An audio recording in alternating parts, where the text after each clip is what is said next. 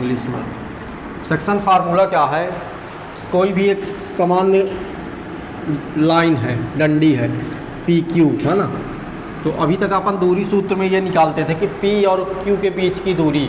तो यहाँ पे कुछ निर्देशांक रहते थे x1, y1 और यहाँ पे एक निर्देशांक रहता था x2, y2।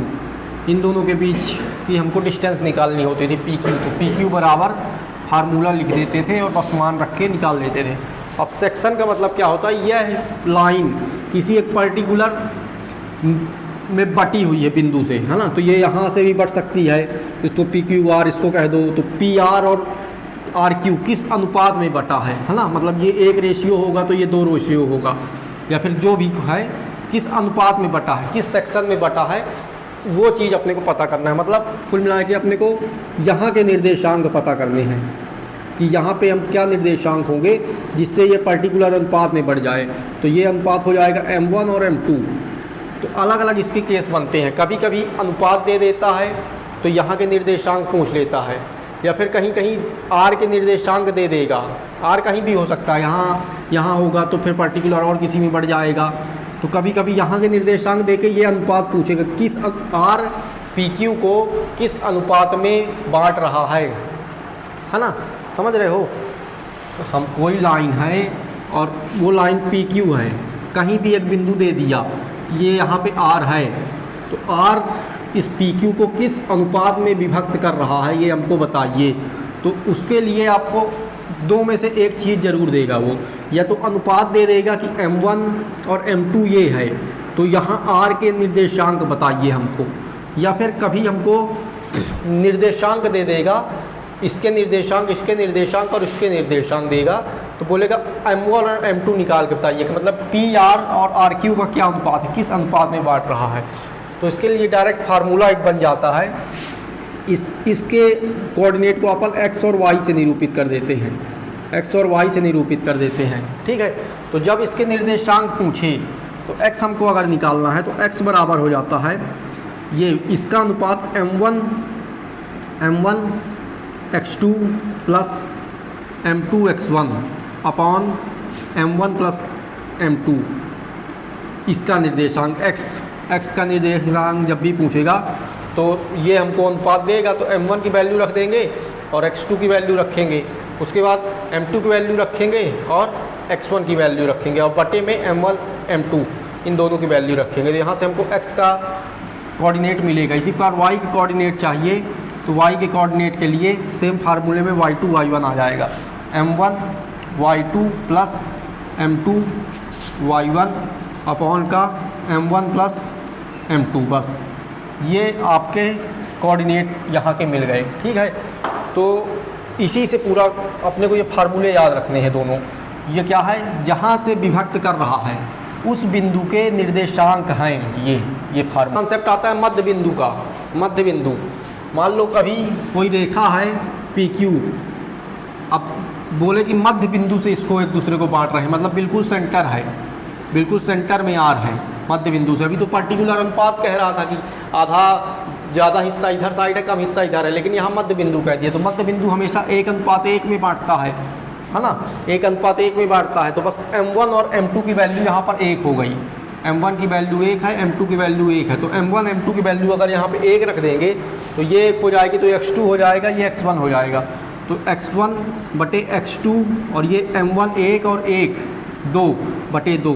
तो ये मध्य बिंदु के निर्देशांक ये आ जाएंगे। इसी तरह यहाँ पे y1 प्लस y2 बटे 2 ये मध्य बिंदु के निर्देशांक होते हैं। हाँ भाई m1 और m2 का मान रख दिया ना मैंने, 1:1 2 हो गया। 1:1 में बांटता है भाई, एक हिस्सा ये है, एक हिस्सा ये, आधे में बांट दिया ना मध्य बिंदु का मतलब ये। और यहाँ पे हमको पता नहीं है, यहाँ पे तो बोल रहा है कि किसी अनुपात में बांट रहा है, 2:1। तो m1 की जगह 2 रखना पड़ेगा, m2 की जगह 1 रखना पड़ेगा, लेकिन यहाँ पे हम और आगे बढ़ के ये फार्मूला बना देते हैं। वैसे आया ये इसी फार्मूले से है। ये m1 का मान यहाँ पर 1 रख दिए थे, m2 का मान 1 रख दिए थे, तो 1 का गुणा 1 से होके वही सेम आ गया, और नीचे दोनों का 1 मान रखे तो 2 आ गया। तो इसी से बन के आया है, लेकिन इसको डायरेक्ट हम यूज कर सकते हैं क्योंकि मध्य बिंदु हर जगह एक ही केस बनता है उसका, आधा आधा। तो 1:1 कह देते हैं उसको। बिंदु के निर्देशांक ज्ञात कीजिए। जो बिंदुओं 1 और 7, उस बिंदु के निर्देशांक जो बिंदुओं -1 और 7 और 4 और -3, 4 और -3, -1 और 7 -4 -3 को मिलाने वाले रेखाखंड, मतलब इन दो निर्देशांकों को मिला रहा है, ये PQ है, तब तो मिला रहा है, इसको रेखाखंड को विभाजित करता है 2:3 में। तो कहीं पे एक बिंदु है यहाँ पे यहाँ पे कहीं एक बिंदु है PQR, इसको कह दिए। ये जो R है वो PQ रेखाखंड को 2:3 में विभाजित कर रहा है, 2:3 में विभाजित कर रहा है। ठीक है, तो यहाँ के निर्देशांक आपको बताने हैं, यहाँ के निर्देशांक x और y बताना है आपको। ठीक है, उस बिंदु के निर्देशांक ज्ञात कीजिए, इस बिंदु के निर्देशांक ज्ञात कीजिए जो दो बिंदुओं को मिलाने वाली रेखाखंड को 2:3 में विभाजित कर रहा है। तो ये दो आपका M1 है, ये आपका M2 है, ये आपका X1 है, ये आपका Y1 है, ये आपका X2 है, ये आपका Y2 है। ये आपको X और Y चाहिए, तो X क्या होता है M1 X2 plus M2 X1 upon M1 plus M2 मान रखोगे। M1 क्या है आपका 2 है, X2 क्या है आपका 4 है, धन M2 क्या है आपका 3 है, और X1 क्या है आपका -1 है, बटे 2 और 3। तो यहाँ से आ गया 4 दूनी 8 -3 और ये 5, तो ये आ गया आपका 5 बटे 5, तो 1, ये 1 आ गया। इसी प्रकार y का निर्देशांक तो M1 Y2 plus M2 Y1 बटे M1 प्लस M2।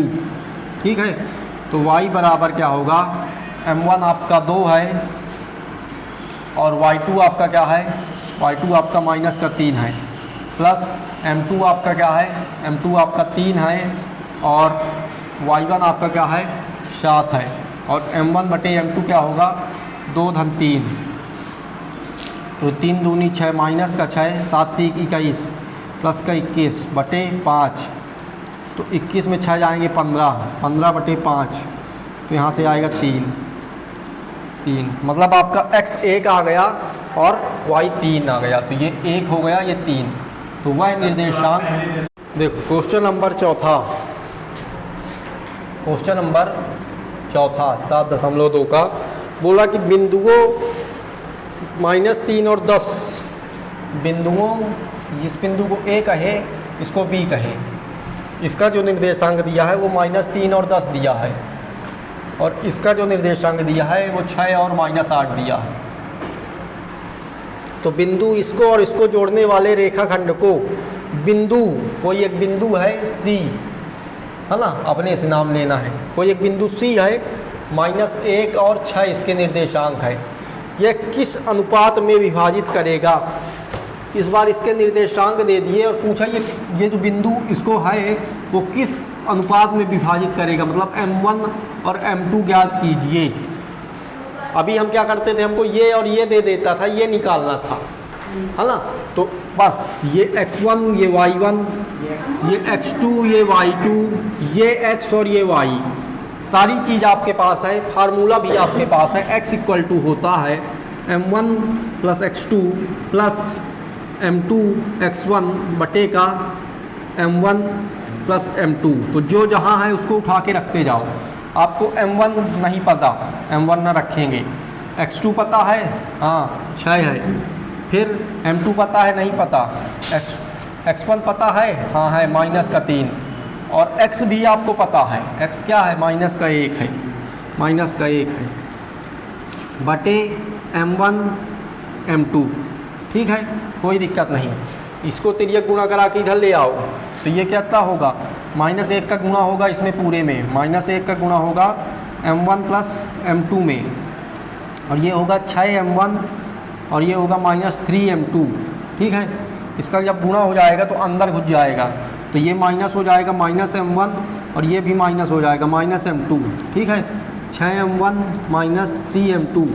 अब M1 को एक तरफ करो, M2 को एक तरफ करो, तो M1 को उधर भेज दो, M2 को इधर ले आओ, तो ये उधर जाएगा प्लस हो जाएगा, तो ये 7m1 आएगा, ये इधर आएगा तो प्लस हो जाएगा, तो 3m2 में 1m2 जाएगा तो 2m2 आएगा, 2m2 आएगा।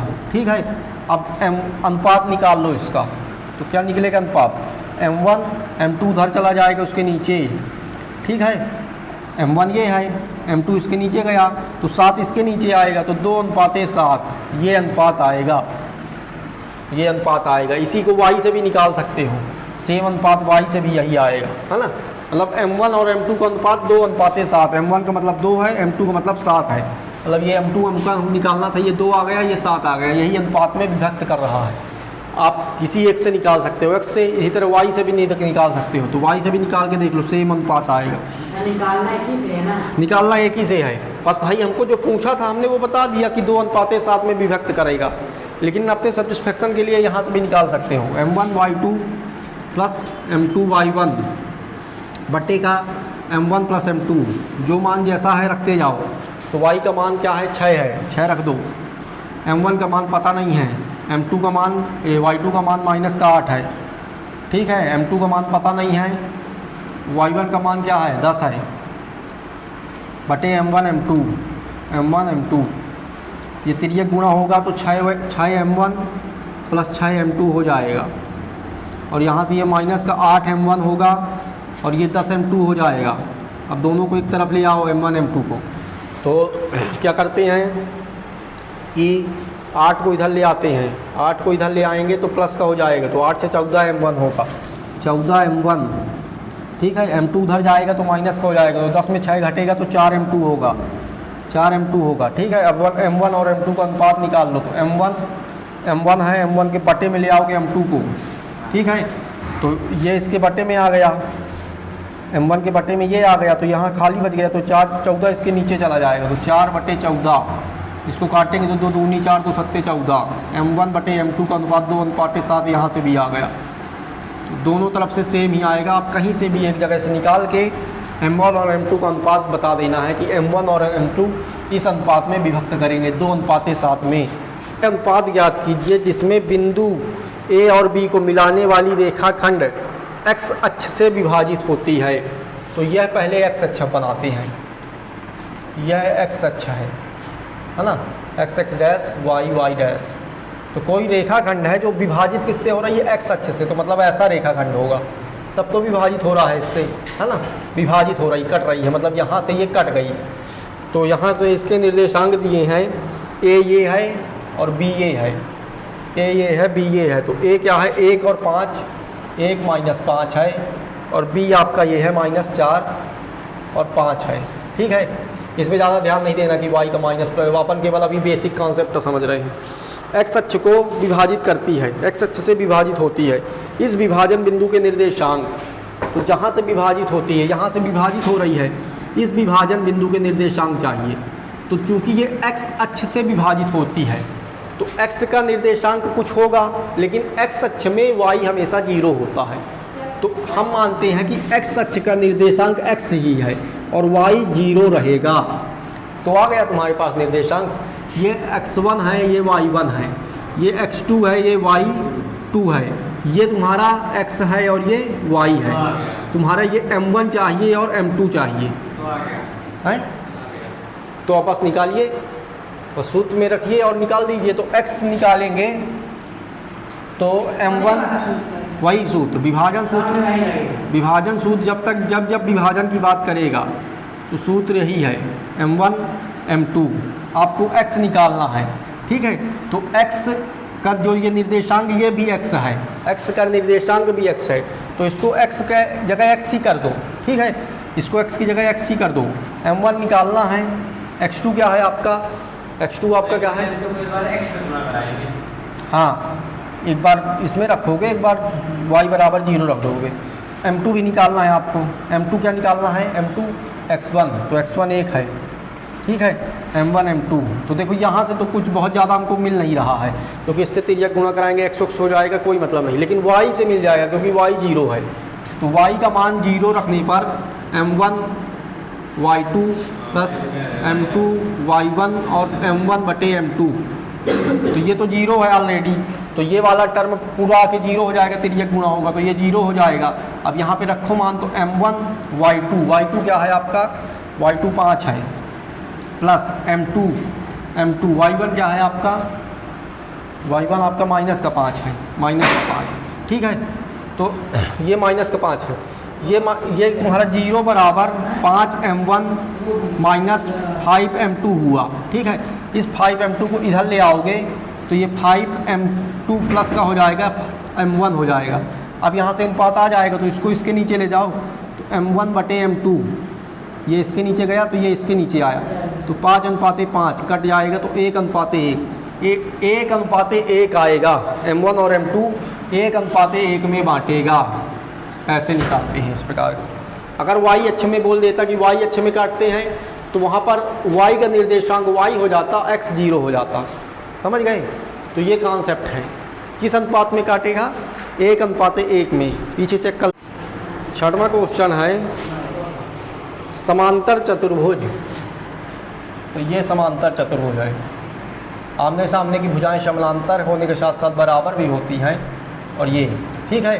कल भी एक क्वेश्चन में समानांतर चतुर्भुज बना था, पैरेललोग्राम जिसे कहते हैं। तो इसका 4 निर्देशांक है, A B C D, सबके निर्देशांक दिए हैं। A का दिया है 1 2, इसका दिया है 4y, इसका दिया है x 6, और इसका दिया है 3 5। x और y निकालना है तो दिमाग दौड़ाना पड़ेगा किस प्रकार से x और y आएंगे। तो विकर्ण बनाएंगे, ये इसके विकर्ण हैं, ये इसके विकर्ण हैं। समांतर चतुर्भुज की एक प्रॉपर्टी होती है कि इसके विकर्ण एक दूसरे को आपस में जहाँ पर काटते हैं तो अनुपात मध्य बिंदु में काटते हैं, ठीक है।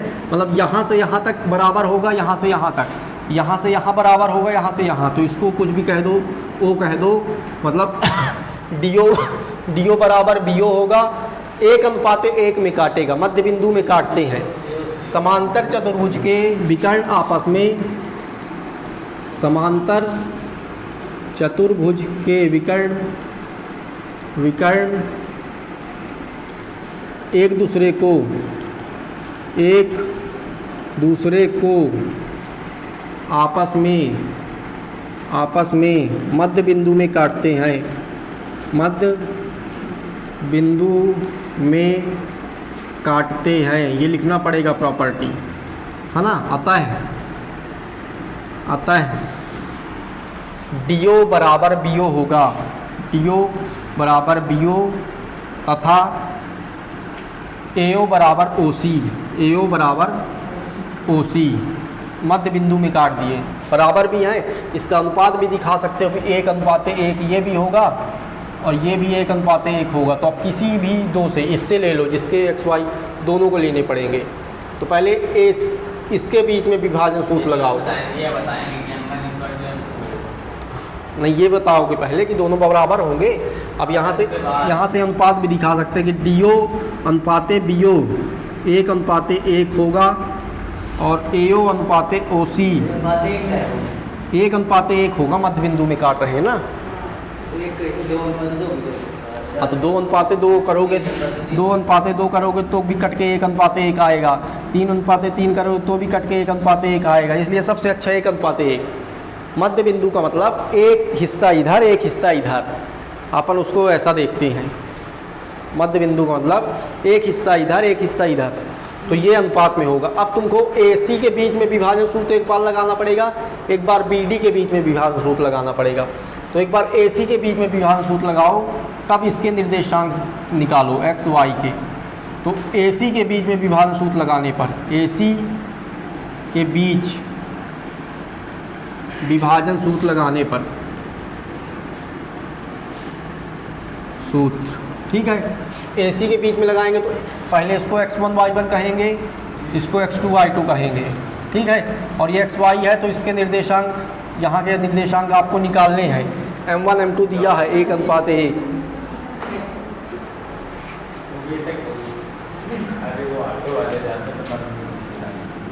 वो घर लोग देखेंगे ना देखेंगे तो फिर बताते।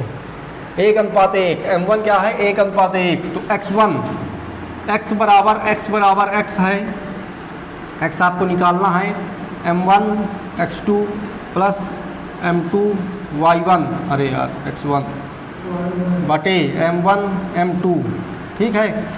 तो x आपको निकालना है, m1 क्या है 1 है, x2 क्या है x है, प्लस m2 क्या है 1 है, x1 क्या है 1 है, m1 और m2 1 धन 1, तो यहाँ से क्या आया x धन 1 बटे का 2 बराबर x। इसको यहीं पे रोको अभी गाड़ी को, आगे करते हैं y निकालते हैं। तो y होगा m1 y2 m2 y1 बटे m1 m2, ठीक है। तो यहाँ से y निकालना है और m1 y2, तो 1 और y2 6, 1 और y1 2 बटे 1 1 2, तो 6 2 8 बटे 2, तो 6 2 8 बटे 2, तो 2 बटे 4, तो y का मान 4 आ गया, ठीक है। y का मान 4 आ गया, लेकिन अभी इसका नहीं आया है, तो ये तो आपका AC से आ गया। अब यही चीज़ BD से करो, फिर से आप BD में विभाजन सूत्र लगाओ, BD में हाँ y का निकल गया है तो y में न लगाइए, x बस का लगा दीजिए, ठीक है। y का तो निकल गया निर्देशांक आपका, y का निर्देशांक 4 आ गया, x का ढूंढना है तो x का निकालेंगे, तो केवल x में लगाते हैं, तो x का मान m1 x2, तो m1 1 है, x2 क्या होगा, अब इस बार बदल जाएगा, अब ये थे है ना, ये इधर लगा रहे थे, अब इनमें लगाएंगे, तो ये x1 है, ये y1 है, ये x2 है, ये y2 है, अब इसमें बदल गया, तो m1 m1 1 है और x2 क्या है 4 है, धन m2 1 है और x1 क्या है 3, और 1 और 1 2 हो जाएगा, तो 4 7 7 बटे 2, x बराबर 7 बटे 2 आ रहा है, y बराबर 4 आ रहा है, यही आ रहा है आंसर। देखिए y बराबर 4 आ रहा है, नहीं सर, कितना आ रहा, 3 आता, हाँ सर, y बराबर 3 आता, x बराबर 6 तो इन दोनों को अब उसमें रखिए, x बराबर ये भी है, x बराबर ये भी है, तो दोनों की तुलना कर सकते हैं हम, ठीक है। तो यहाँ से तुलना करते हैं, ये x बराबर ये भी है, x बराबर ये भी है, तो जब ये दोनों बराबर हैं तो ये दोनों भी बराबर हो जाएंगे, तो 7 बटे 2 बराबर हो जाएगा x धन 1 बटे का 2, ठीक है। तो 7 दूनी 14 और ये 2 जाएगा तो 2x और धन 2, तो 2 इसे आएगा तो 12 घट जाएगा, ठीक है। तो 12 बराबर 2x, तो x बराबर 6 आ गया, ठीक है, x बराबर 6 यहाँ से। इसी प्रकार y बराबर निकालो, तो y बराबर 4 आया था, और इससे BD से भी निकालो y, BD से भी y निकालोगे तो y बराबर m1 y2, तो y2 क्या है y, तो y प्लस m2 y1, तो 1 और y1 क्या है 5, तो ये 5 बटे 1 1 2, ठीक है। तो ये y बराबर ये है और y बराबर ये है ना, जब ये दोनों बराबर है तो ये दोनों ही बराबर होंगे, तो 4 के बराबर रख दो, 4 बराबर y धन 5 बटे 2, तो 4 दूनी 8, 8 बराबर y धन 5, 5 इधर भेजोगे तो y बराबर 3, y का मान 3 आ गया, x का मान 6 आ गया, ठीक है।